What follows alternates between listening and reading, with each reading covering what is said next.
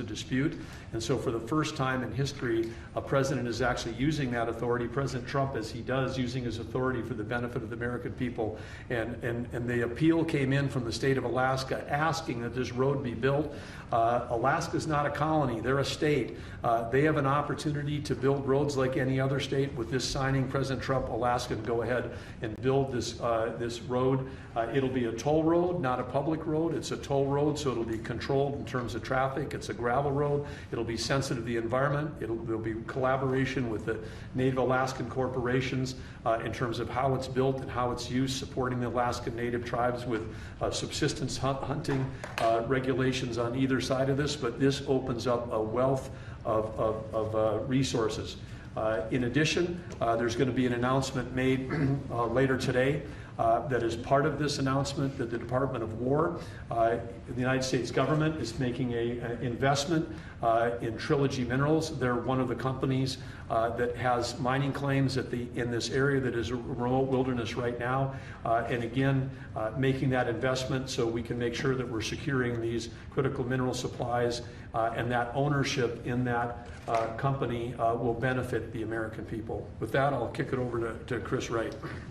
Thank you, Doug, and what a huge thank you to the President today. This is a tremendous achievement for the people of Alaska. We were in the North Slope of Alaska a few months ago celebrating energy development there. They want jobs and opportunity to develop the resources on their lands. This is another major step forward. We say energy is the lifeblood of society, the circulatory system. Minerals and metals, they're the skeletal infrastructure, the physical upholding of everything we do. Everywhere we walk and operate, your cameras, everything you hold are made out of metals and minerals. President Biden thought it was appropriate to offshore both of these industries outside of our country. That is not term, and even more strongly in his second term, is bringing those industries back to our country.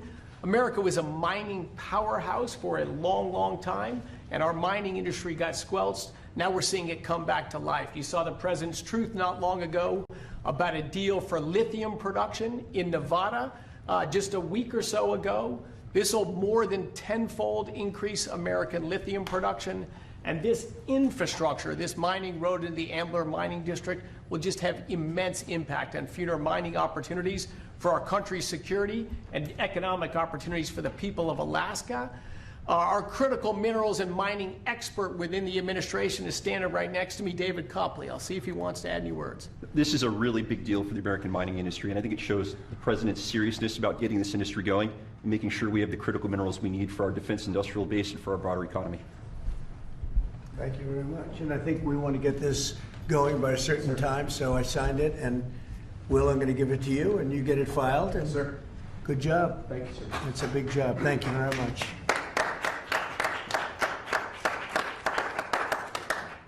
So we created a great deal of wealth for that part of the world and that part of our country by doing this long, very difficult road to build, and we'll be talking about that sometime later. But it's a great deal for our country. It's a great deal for the people of our country and for the taxpayers of our country. And if you have any questions on that, let me know. When do you Steve? expect the road to be constructed, and how quickly will it get underway? Well, this road, as I said, industrial road, it'll have ownership. It'll likely be split between the state of Alaska, the federal government, and the Native Alaska corporations. We would expect that construction would begin next spring with planning throughout this winter. The 211-mile long road will be a gravel road with a solid design base to handle the weight of the trucks that are going in and out. This is typical design that far north because asphalt with a freeze-thaw cycle, very difficult with asphalt or concrete. So gravel, a fantastic gravel road is going to have the least impact on the environment, going to be the best suited purpose. Alaska's done this in the past with the Red Dog mine. They built a toll road that again has ownership. The companies that use the road pay to transit that road. So this is an economic model used around the world in mining districts. We'll apply it right here. And again, it's going to generate revenue for the American people and for the citizens of Alaska as opposed to a cost. And also 2 bridges. We're going to build 2 bridges that will be able to complete, and we'll get them up very quickly. And how long to complete? 211 miles. That's a Yeah, lot. it's, we'll get it done in less than a year. It's going to come in three phases. The first road, as President Trump said, will go quickly, which is they call it a pilot road. We'll build a single lane gravel road through the full duration of it. That'll be then expanded to a second phase and then a third phase over time. But again, we want to get that pilot road built because then we can help get materials back to help the mine get started quickly as well.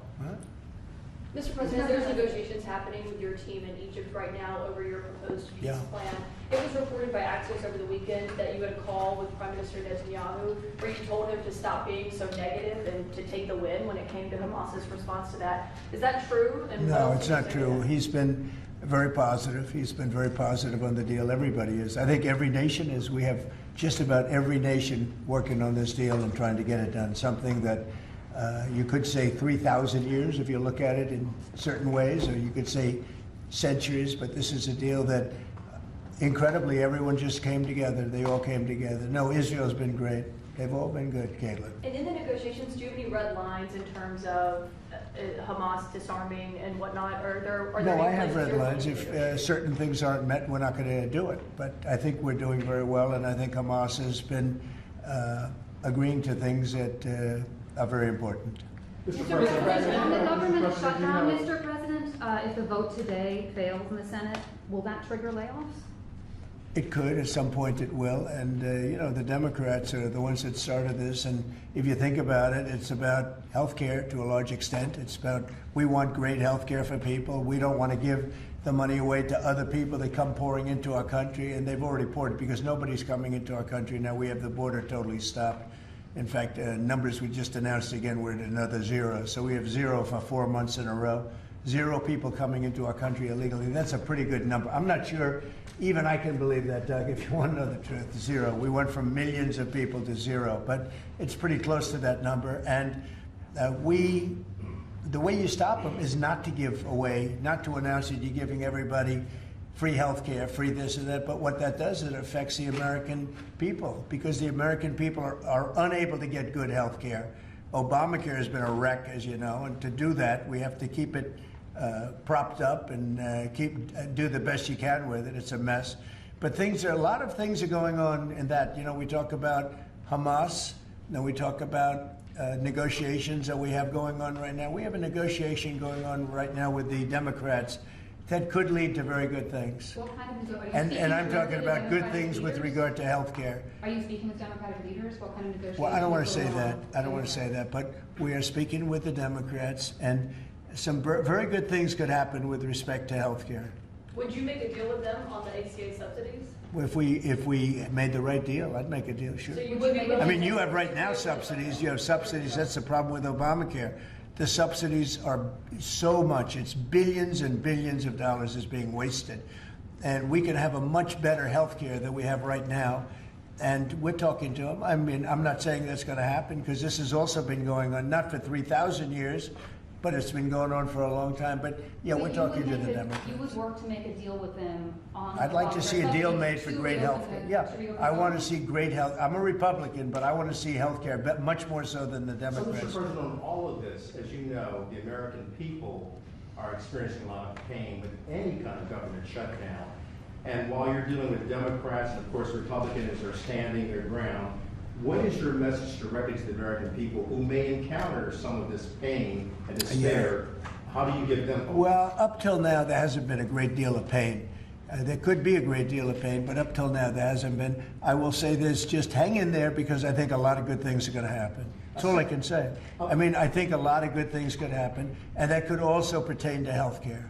Mr. follow-up President, question. Mr. We have President. seen a surge in attacks on ICE agents across the country, including the shooting in Dallas and over the weekend in Chicago. We saw 10 cars boxing in on ICE agents and another one ramming into an ICE vehicle. Yeah.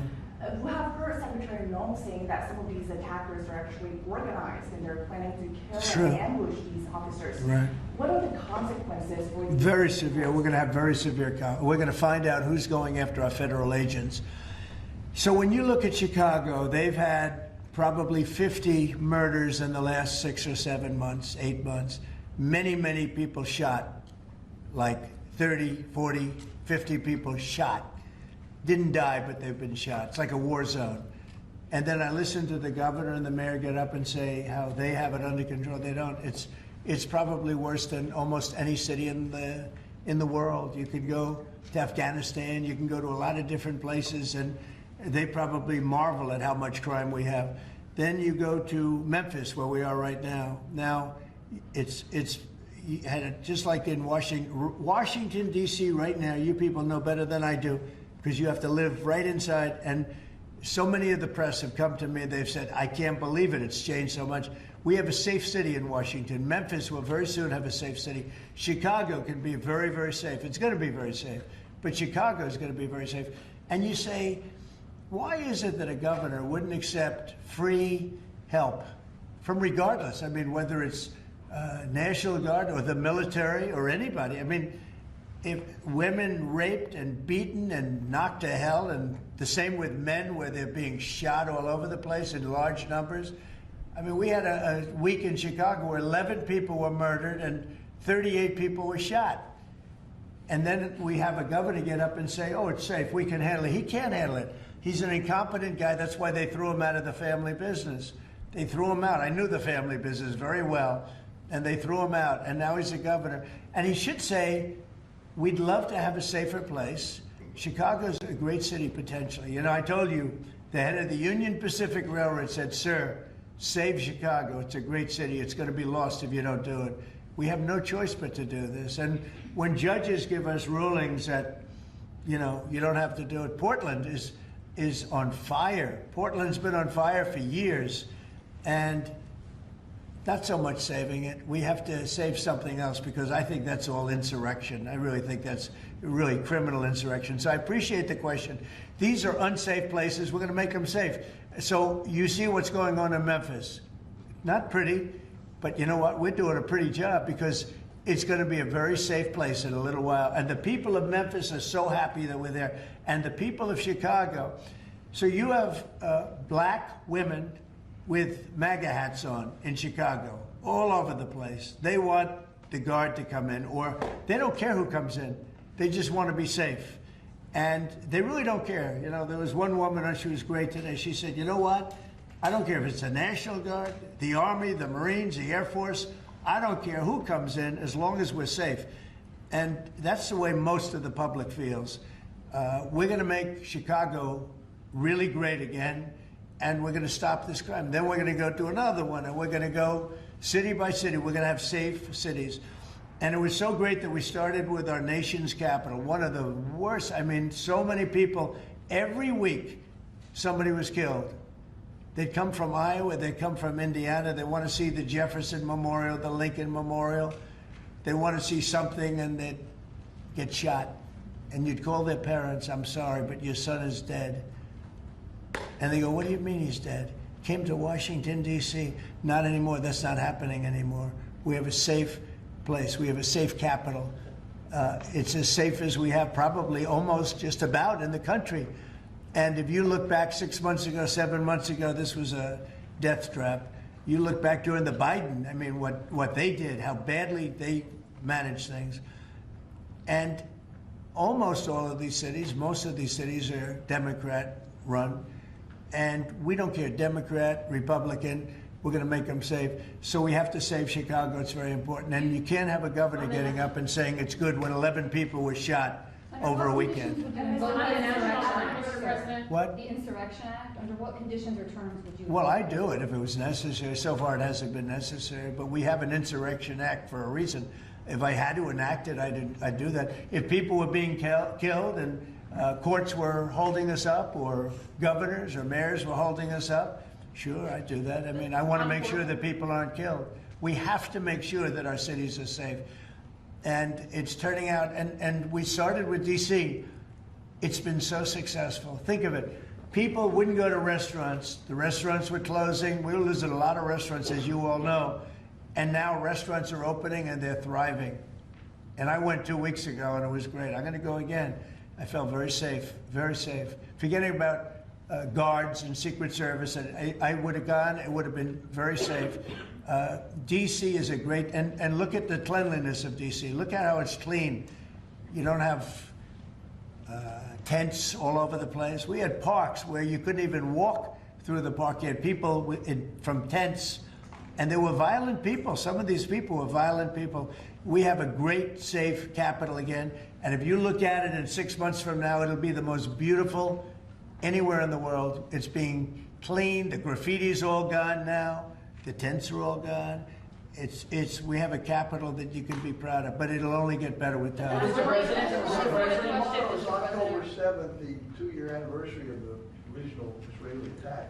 Do you expect the Gaza deal tomorrow, or any sort of hostage? I think we're going to have it soon. I think we're going to have a deal.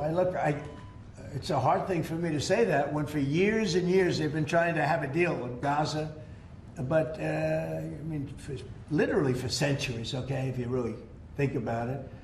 But we're going to have a Gaza deal. I'm pretty sure. Yeah. And what do you think about the talks? Well, I'm the one that got the hostages back. Remember that, I'm the one that. I was going to ask you that. Yeah, I got them back. Israeli citizens are celebrating what you've accomplished in this deal. Should it come through, there will be a lot of celebration on the streets of Israel. The hostages' families, have they been in contact with you with regard to this deal that could happen? They're so happy about it. It's like they can't breathe. One said, "I can't breathe." It's very sad because you have hostages and you have people that are no longer living, but the parents, and I've said this to you many times, the parents want the bodies of their boy back, the bodies of their loved one back. In most cases, they're young men, and they're dead. And there's probably 32 or so, about that number. Nobody knows exactly what the number is. They want that body back as much as if their son were alive. I've been with them. Many have come to the White House, to the Oval Office. I've been with many of the people that I got released. We have a fantastic group working on it. Steve Witkoff has been amazing. I took Jared out because Jared's you don't find anybody more capable, and we have the A+ team working on it. I think we've made tremendous progress. The people of Israel want it to happen, but the people related to hostages, you see in Israel tens of thousands of people. They really want the hostages back, and they really want things to end. And I think Hamas now has been, all I can say is they've been fine.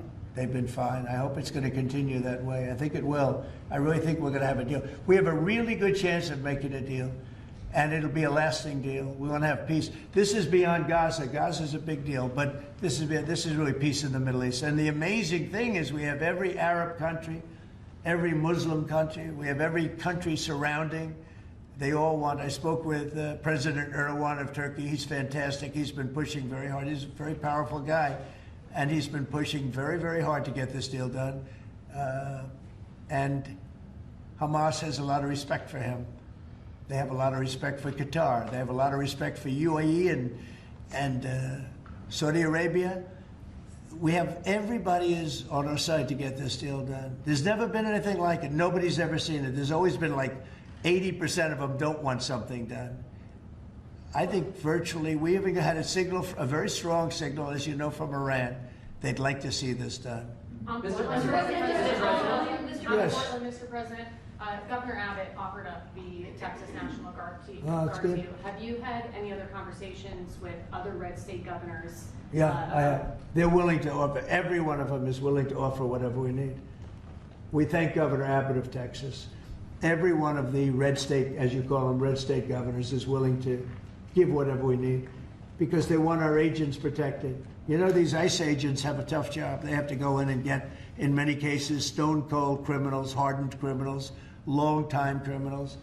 And every, essentially, Republican governor has offered up whatever we need. And some Democratic governors also. Daniel? Yeah, Mr. President, thank you. A quick question on the subject of the order. The Biden administration, previously speaking, they shut down Alaska for business.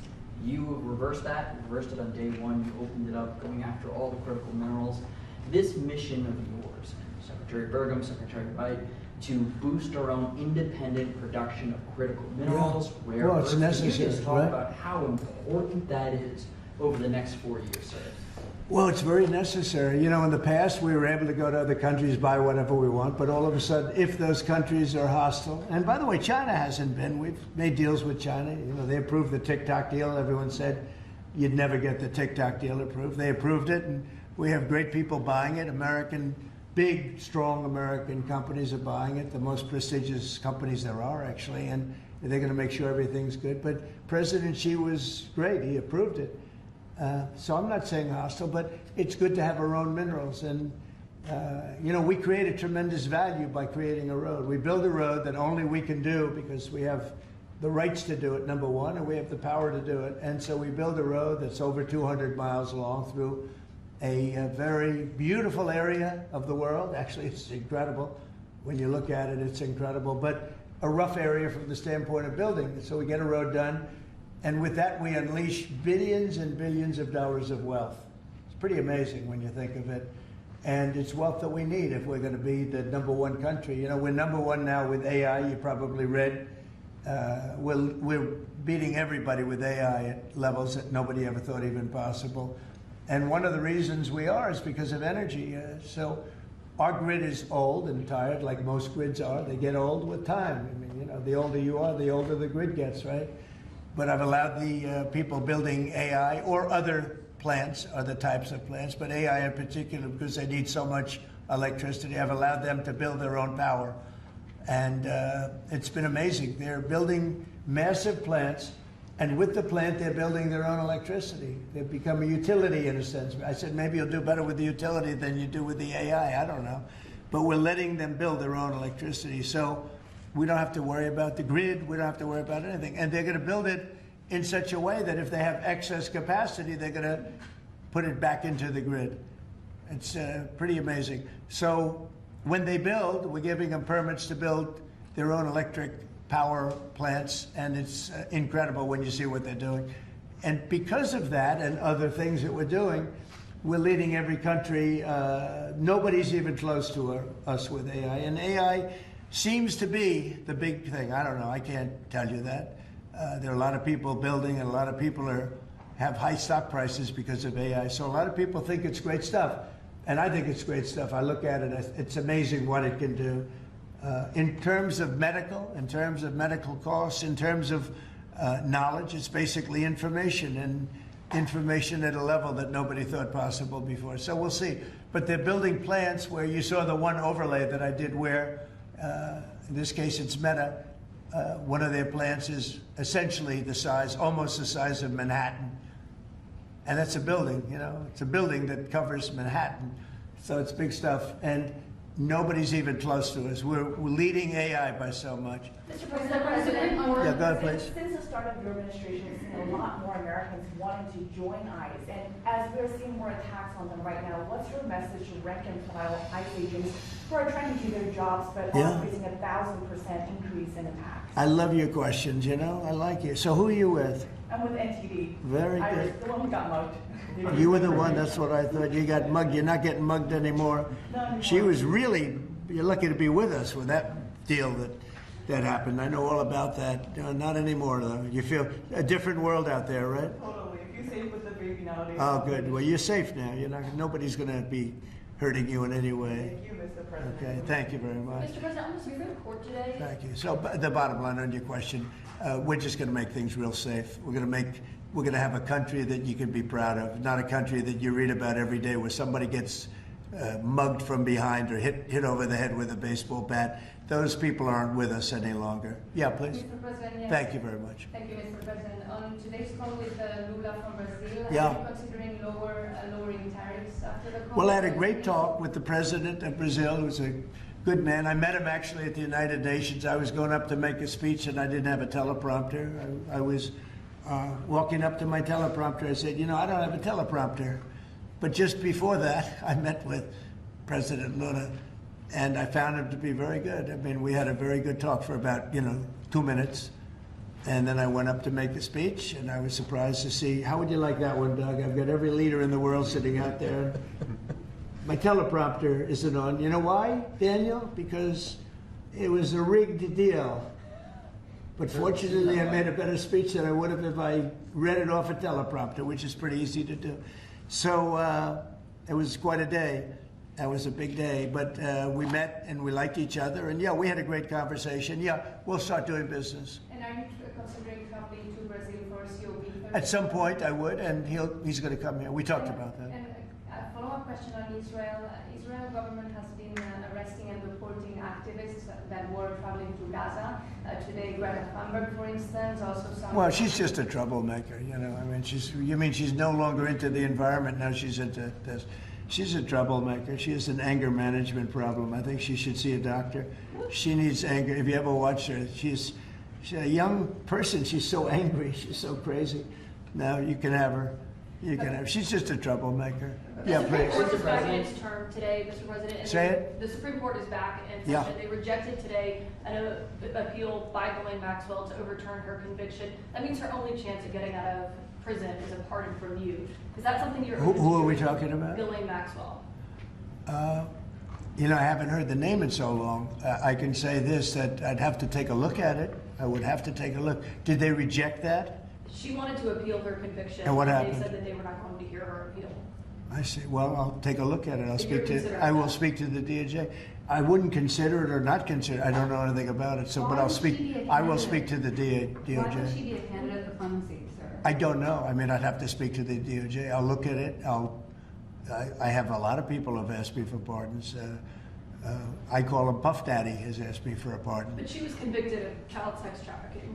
Yeah, I mean, I'm going to have to take a look at it. I'd have to ask DOJ. I didn't know they rejected it. I didn't know she was even asking for it, frankly.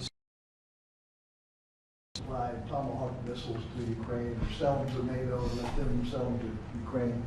Yeah, I've sort of made a decision, pretty much. If you consider, yeah, I think I want to find out what they're doing with them. Yes. You know, where are they sending them? I guess I'd have to ask that question.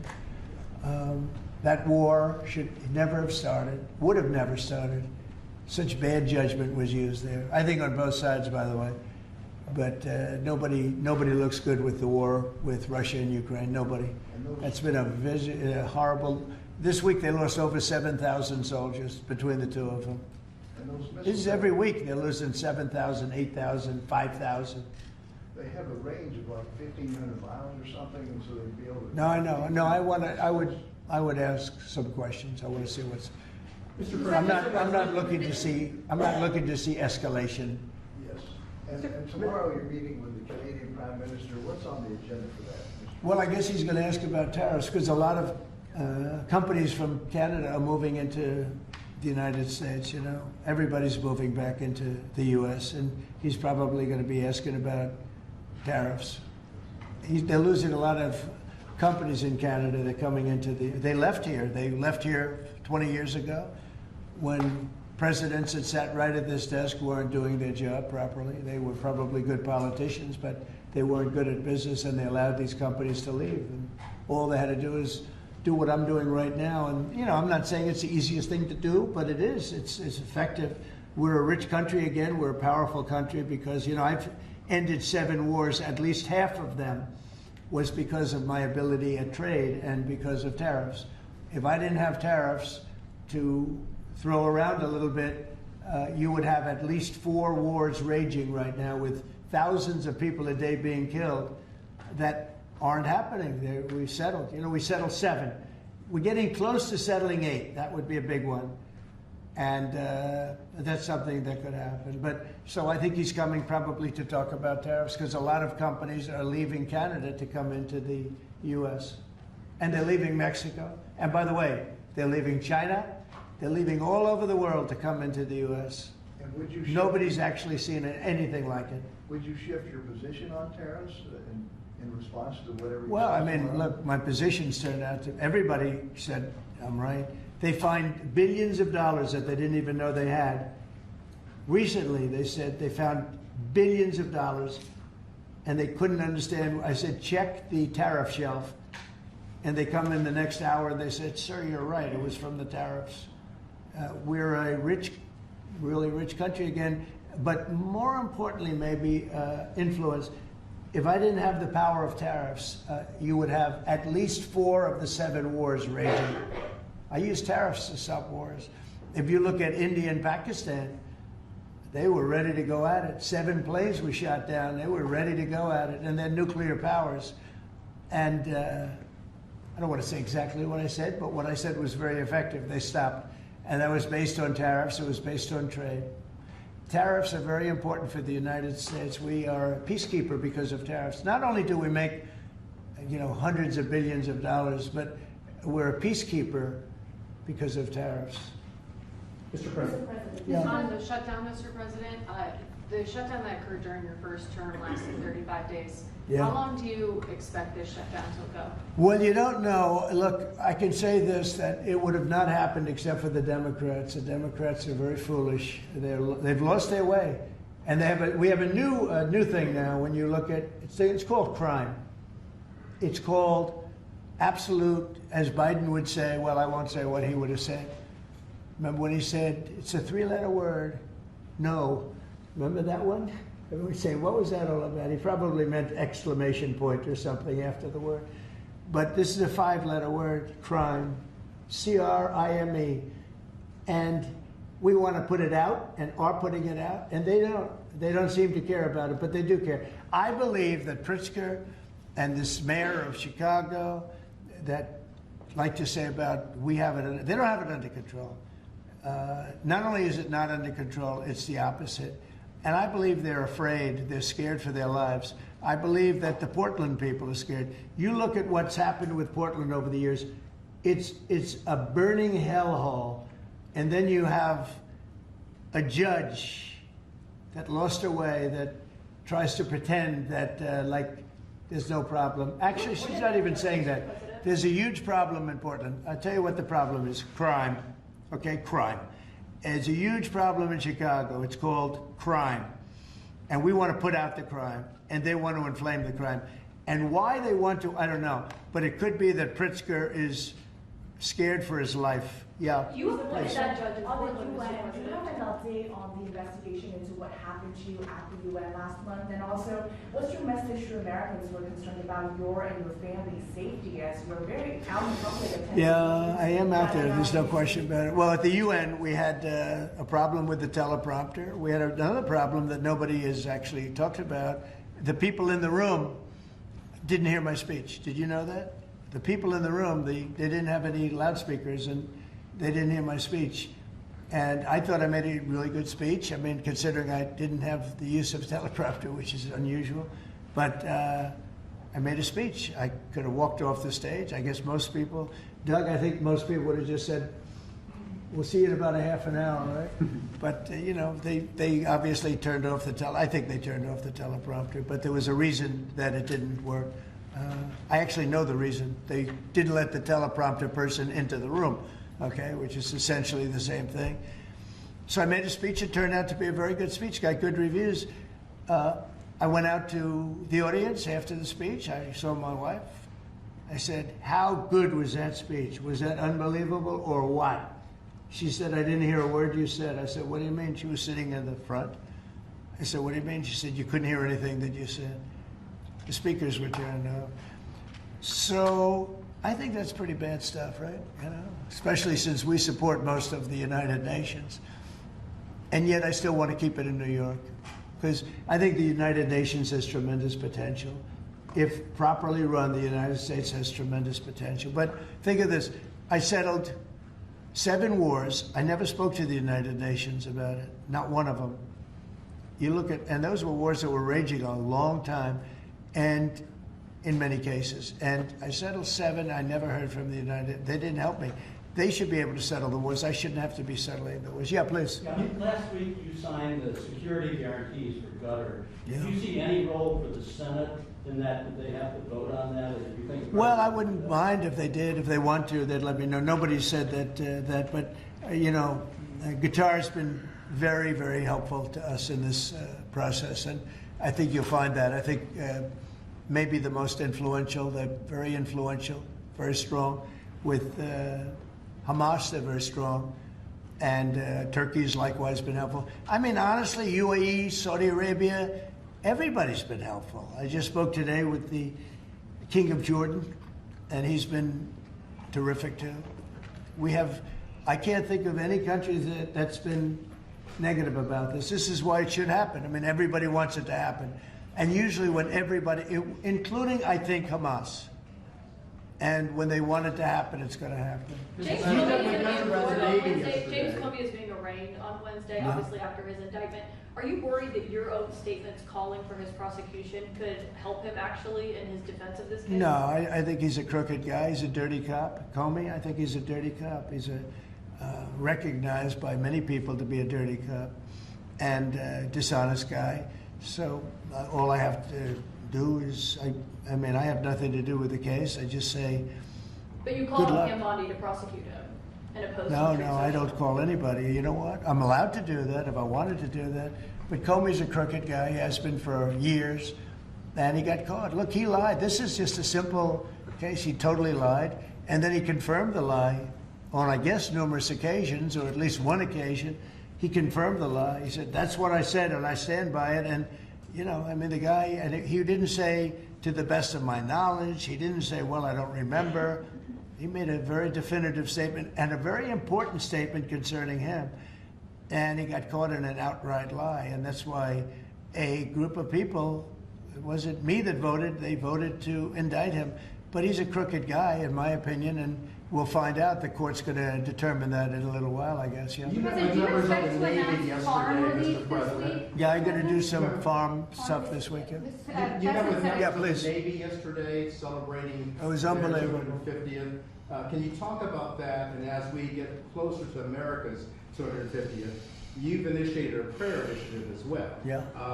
Talk to me about both of those events and why they're so important, particularly the prayer initiative going forward to the. Well, we have, and we're dealing, as you know, with all of the different, and not just evangelicals, Christians. We're dealing with lots of different faiths, religions, and I felt for a long time that, you know, if a country doesn't have religion, doesn't have faith, doesn't have God, it's going to be very hard to be a good country. You know, there's no reason to be good.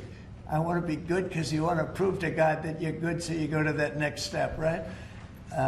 So that's very important to me. I think it's really very important. And yesterday was amazing. We went out. We went to the naval base, the largest in the world, actually, and I saw things that were incredible. The level of I don't want to use the word weapons, but they are weapons. The technology on these planes, on the carriers, on all of the different things that we saw. They gave us missile displays. They did the whole. I don't think they've ever done anything like it, but it was really impressive. And the talent of the pilots, where they can land. You know, the aircraft carriers look massive, but when you put them in the middle of, like, the Atlantic, or in this case, pretty far off the coast of Virginia, and it's sitting in a big ocean, and it was pretty calm yesterday, but it's still a little bit testy, right? And you'd have these guys land right on a thing and come to a sudden screeching halt, and they're really something. They were taking off yesterday, and they look over, yes, sir, and then you see them, and you see them just get ripped back into the seat because the G-forces are so great. And actually, if you're not in great shape, because they were doing maneuvers that were incredible yesterday, and the admirals were explaining that if you're not in really good shape, you don't make it because you pass out. You know, these guys, and women, I met some women pilots that, I mean, it's incredible what they're able to do. So we saw something that was great, and you saw the spirit, because we had for a couple of thousand, I think they had probably 22,000, largely sailors, all dressed in the most beautiful white. There wasn't a spot on any of those uniforms. I looked at them, it was just a wave of white. And it was a great crowd and great reception. So, you know, getting back to a very important question that was asked, when you go back a year ago, people weren't joining the armed forces. They weren't joining the Army, Navy, Air Force, Marines, the Coast Guard, Air Force. If you look at, you know, any of them, they weren't joining the Space Force. And now we're setting records, recruitment. And that goes for the police and fire. Now they want to be policemen, they want to be firemen.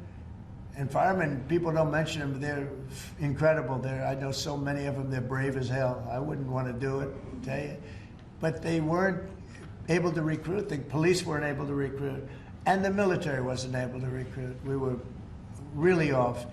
And I got elected, and it really started on November 5th. I got elected, and somehow the country developed a spirit. Financially, yes, but also with the military. And now we have record levels of people wanting to be in. Every force is filled. We have waiting lists to get into the Marines, to the Army, to the Navy, to the Air Force. We have Coast Guard. We have waiting lists to get in. It's amazing, actually, what's happened. We have a country it was a dead country, and I say it all the time. We had a dead country 1 year ago. Now we have the hottest country anywhere in the world. And it's nice to see you. I've watched you for years on television, so it's nice to meet you. Thank you very much, everybody. Thank you, press. Thank you, press. Let's go. Thanks, guys. Thank you, guys. Thanks, guys. Let's go. Let's go. Let's head out. Thank you, guys. Thanks, guys. Thank you. Thank you very much. Thank you. Thank you, Kate. Thank you, press. Thank you, press. Thank you, guys. Thank you. Thank you, guys. You doing all right? Good. You look younger than you did 10 years ago. So. Not bad. I'm working. Let me know the secret. Thank you, Mr. Thank you. Questions? Hi, Danny. How did you show it, Daniel? Big ratings? It was huge. I did an interview with him. You know why? I turned down 60 minutes. I said, Daniel, because you know he treats me nice. By the way,